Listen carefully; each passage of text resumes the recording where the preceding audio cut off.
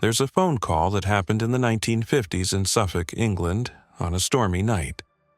An elderly woman named Violet Jessup picked up the receiver and heard a stranger's voice ask, "Did you save a baby on the night the Titanic sank?" When Violet answered yes, the voice replied, "I was that baby," laughed, and hung up. But here's what will make your blood run cold. That baby had died of pneumonia in 1931, 19 years before that call was made.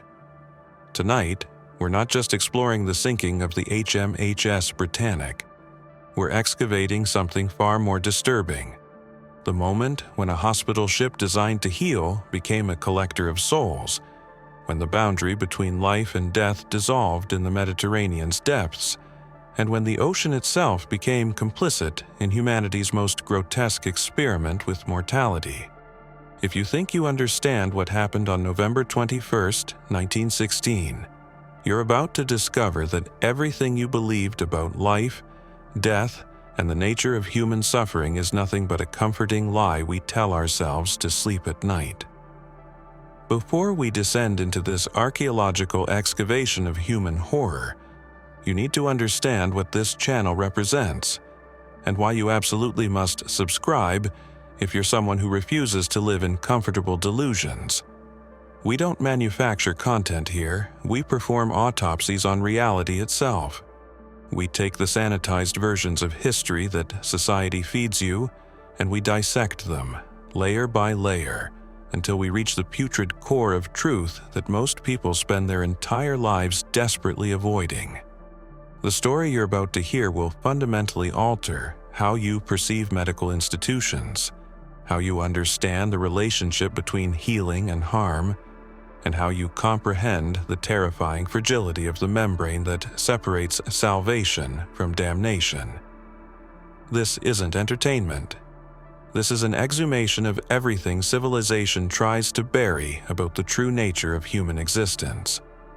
If you're ready to have your worldview surgically removed and reconstructed, if you crave content that will leave permanent scars on your psyche, then subscribe now, because what we're building here is a community of truth seekers who understand that comfort is the enemy of wisdom. Let me introduce you to Violet Constance Jessup, not as the unsinkable heroine that maritime romantics celebrate, but as something far more unsettling. A human lightning rod for catastrophic death. A walking anomaly whose very existence seemed to attract the attention of forces that operate beyond the boundaries of rational explanation. Born in the Argentine Pampas in 1887, Violet should have died before her first birthday, when tuberculosis ravaged her infant lungs. Doctors gave her months to live, but death seemed to recoil from her, as if she had been marked for a different purpose entirely. By age 24, she had become a stewardess aboard the Olympic-class ships, those floating monuments to Edwardian hubris that would claim thousands of lives through a combination of human arrogance and something darker that seemed to inhabit the very steel of their construction. But Violet wasn't just a survivor, she was a witness, a collector of final moments, a repository for the last words and dying breaths of people who crossed the threshold between worlds in her presence. Picture the Britannic not as it appeared in sanitized historical photographs, but as it truly was, a medical abomination painted white to disguise its fundamental perversity. This wasn't a hospital ship. It was a floating experiment in the industrialization of human suffering. A place where the boundaries between healing and harm had been deliberately blurred until they became indistinguishable. The ship's conversion from luxury liner to medical facility wasn't just architectural. It was alchemical, a transformation that turned spaces designed for pleasure into laboratories for exploring the outer limits of human endurance. The first-class dining rooms became operating theaters where surgeons performed procedures that would have been considered torture in civilian contexts. The luxury suites were converted into wards where men lay dying from wounds so severe that their bodies had become abstract art painted in blood and bile. The smell wasn't just of antiseptic and medicine. It was the metallic tang of industrial death, the sweet rot of flesh that had given up its struggle against entropy. Can you smell it? Can you feel the oppressive weight of that recycled air, thick with the exhalations of the dying, saturated with the chemical cocktail of morphine, carbolic acid, and something else, something organic and primitive that no amount of medical sterility could mask? The nurses had opened the portholes along the lower decks to ventilate the wards, but they weren't just letting in fresh air. They were creating entry points for something that had been waiting in the depths of the Mediterranean. Something ancient and patient that understood the true purpose of the Britannic's transformation.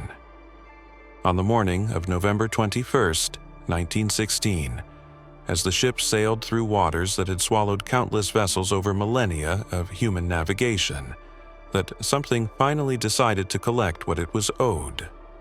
At exactly 8:12 a.m., the German mine detonated against the ship's hull with the precision of a surgical strike. But this wasn't just an explosion.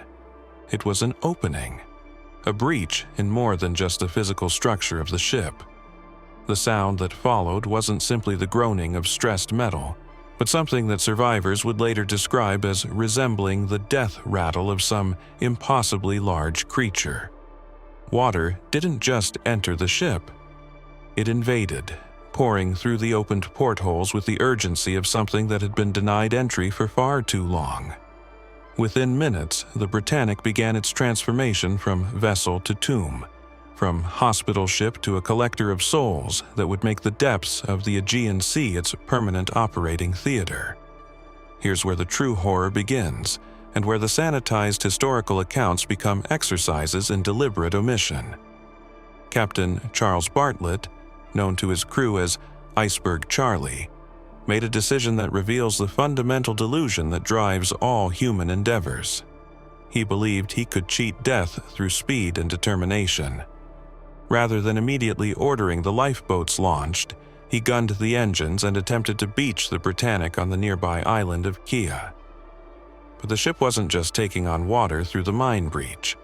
It was drinking in the sea through dozens of opened portholes, each one a mouth feeding an insatiable appetite for destruction. The Britannic wasn't sinking. It was drowning itself, committing a form of mechanical suicide that accelerated with every turn of the propellers. Would you have remained calm in those corridors as the ship listed 15 degrees to starboard and the geometry of reality itself began to warp? The Britannic was over 900 feet long, but it was sinking in water only 400 feet deep.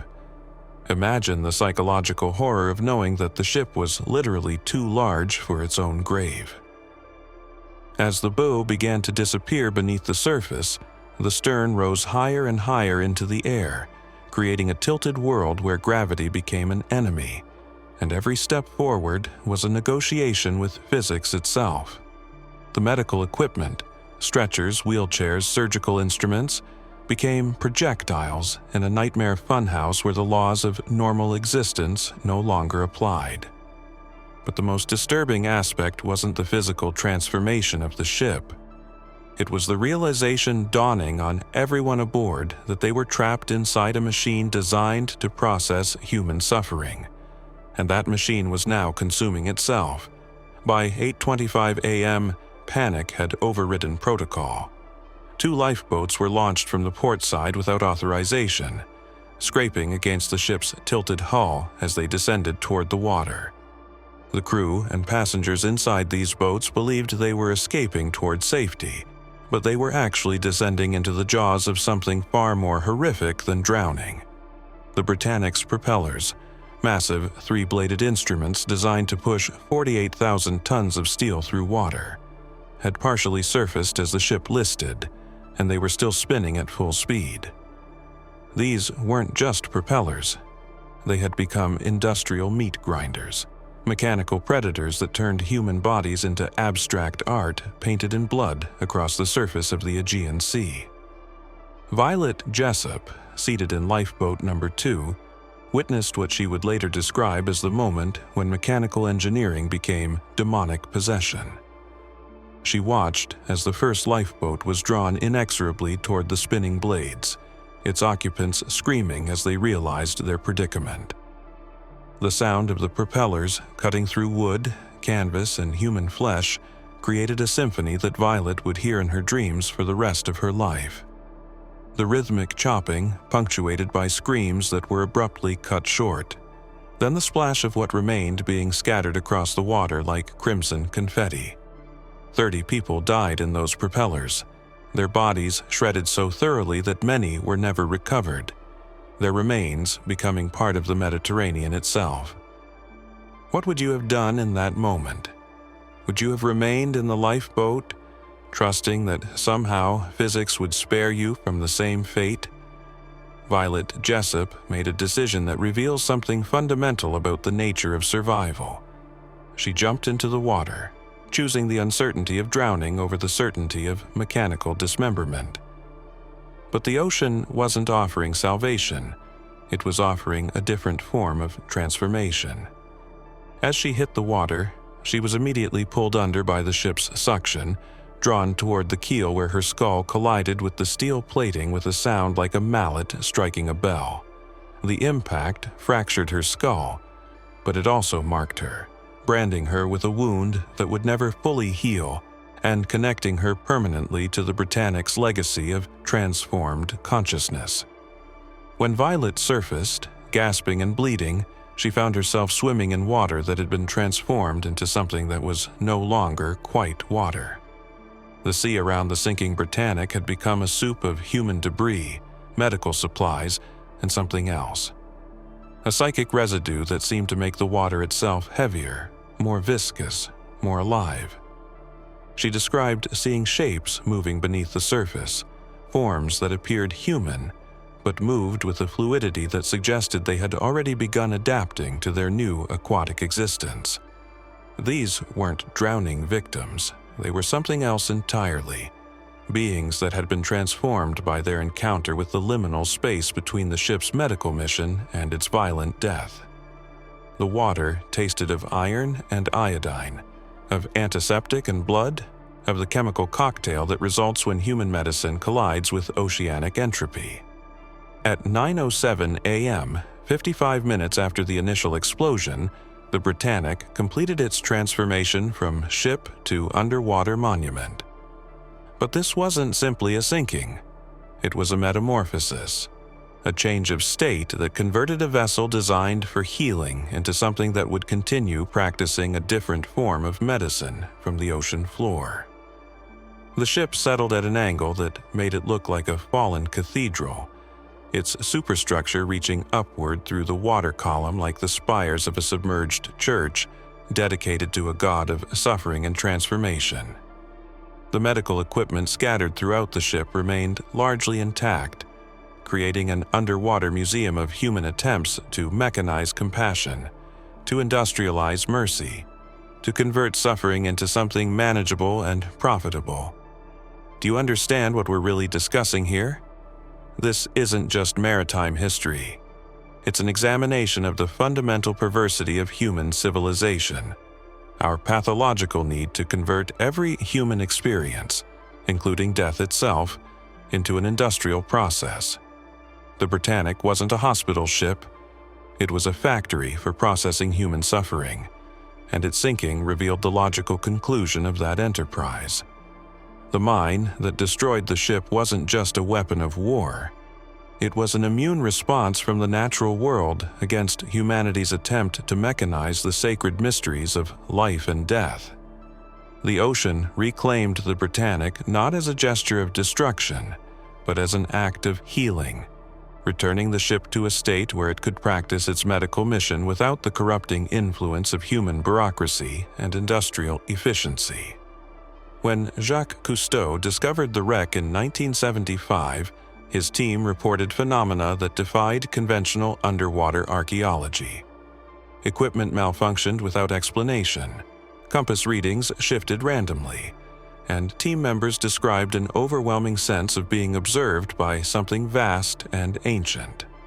The ship's interior, preserved by the cold depths and low oxygen environment, had become a time capsule where medical instruments remained arranged as if still awaiting patients, where surgical tables appeared prepared for operations that would never be completed. But the most disturbing discovery was the presence of air pockets throughout the ship, spaces that shouldn't exist at such depths, filled with atmosphere that felt dense and oppressive, as if saturated with the exhalations of the long dead. Modern technical divers who explore the Britannic describe experiences that transcend normal underwater exploration. They report finding rooms where their powerful diving lights simply refuse to illuminate certain corners, as if the darkness in those spaces has achieved a density that photons cannot penetrate.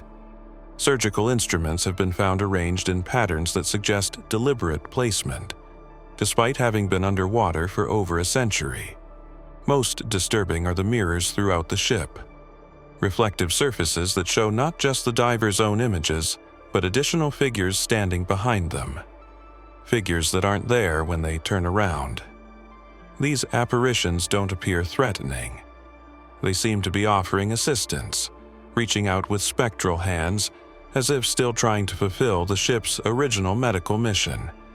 But let's return to Violet Jessup and the phone call that transforms this historical tragedy into something far more metaphysically disturbing. Years after her retirement, living in a remote cottage in Suffolk, Violet received that call on a stormy night. The voice claimed to be the baby she had saved from the Titanic, but records show that baby, Asad Tanis, had died of pneumonia in 1931, 2 decades before the call was made. When Violet's friend and biographer John Maxstone Graham suggested it was children from the village playing a prank, Violet's response revealed something profound about the nature of her experiences. "No, John, I had never told that story to anyone before I told you now." The implication is staggering. Somehow, something had accessed memories that existed only in Violet's consciousness, memories she had never shared with another living soul. What contacted Violet that night wasn't the ghost of a dead child, but something far more complex, a form of consciousness that had been gestating in the spaces between life and death, feeding on the accumulated trauma of the Olympic-class disasters, growing stronger with each year that passed.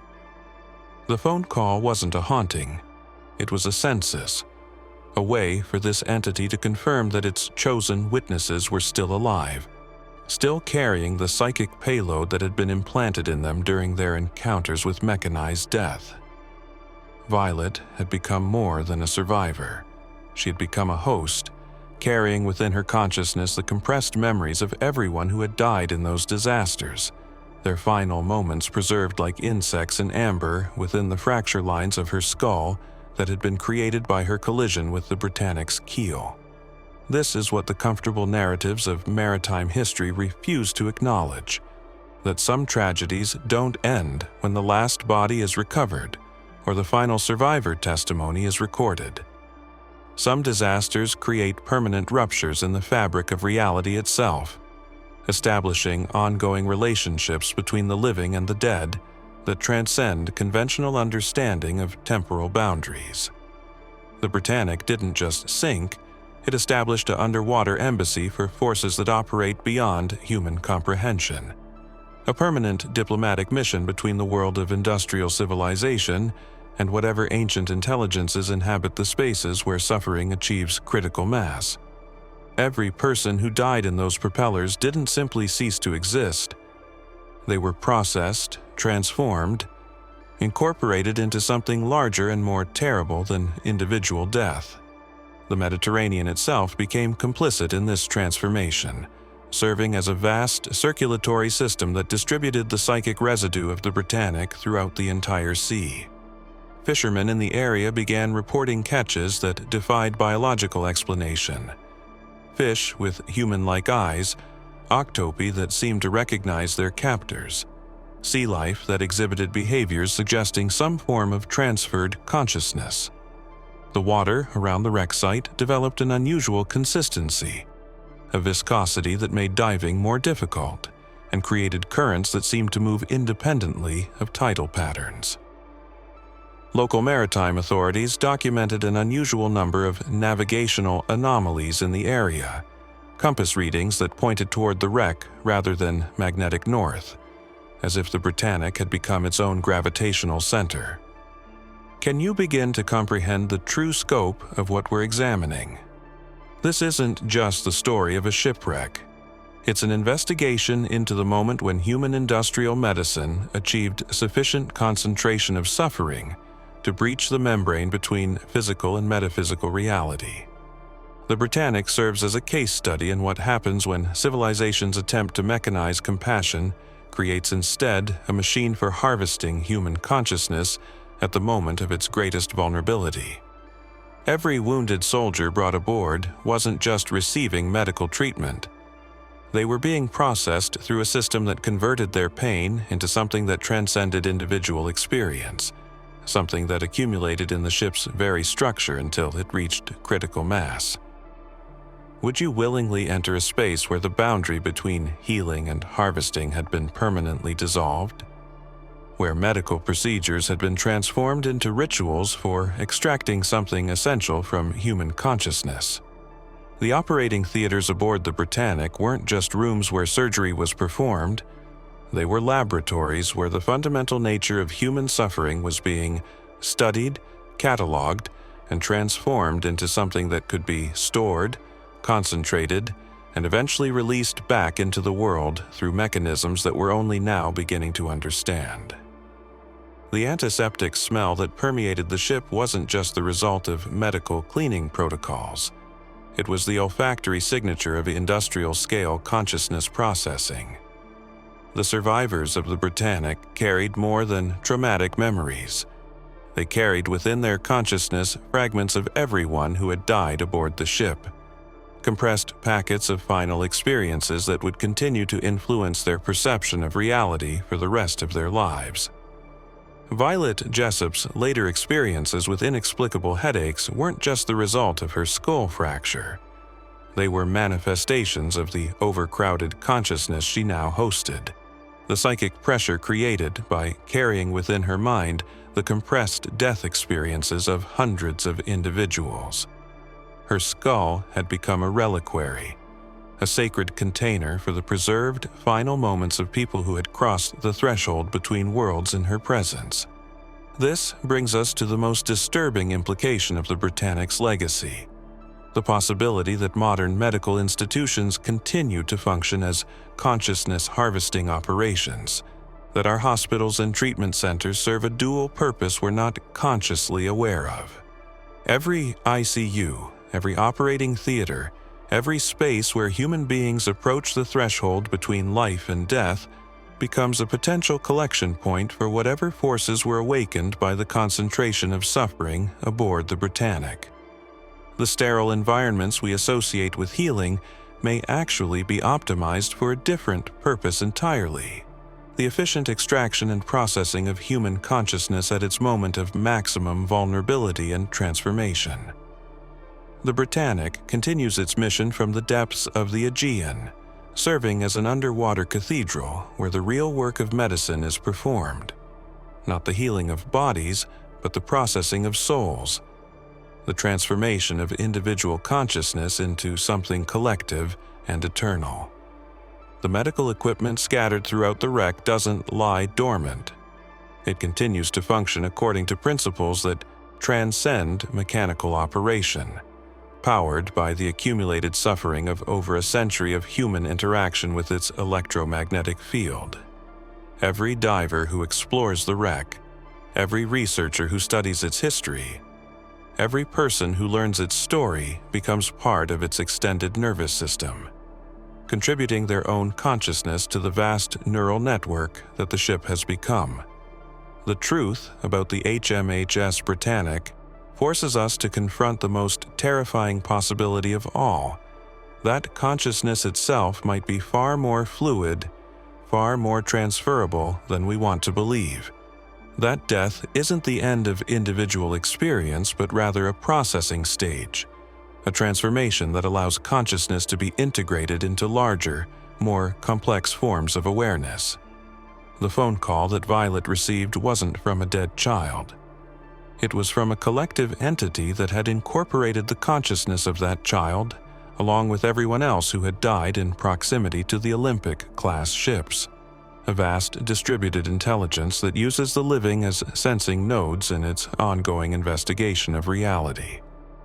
If you've made it this far into our excavation of reality, if you've allowed these implications to take root in your consciousness, then you're exactly the kind of truth seeker we're building this community around. You understand that comfort is the enemy of wisdom, that the sanitized versions of reality we're fed by mainstream culture are designed to keep us docile and ignorant of the true forces that shape our existence.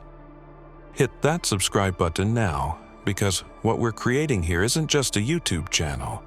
We're establishing a research network for people who refuse to accept the limitations that society places on human understanding. We're building a community of individuals who recognize that the most important truths are always the ones that make us most uncomfortable. The revelations that force us to reconstruct our entire worldview from the ground up. Now, I need to hear from you. Not your superficial reactions, but your deepest, most honest responses to what we've uncovered together. Have you ever found yourself in a medical facility that felt fundamentally wrong, where the sterile environment seemed designed for purposes beyond healing? Have you ever experienced that moment of recognition when you realized that the boundaries between helping and harvesting might not be as clear as you'd always assumed?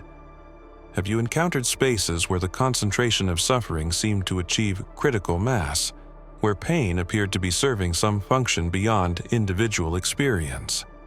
Share your stories in the comments, but more importantly, share your questions, your doubts, your moment of recognition that reality might be far more complex and far more disturbing than you'd ever allowed yourself to consider.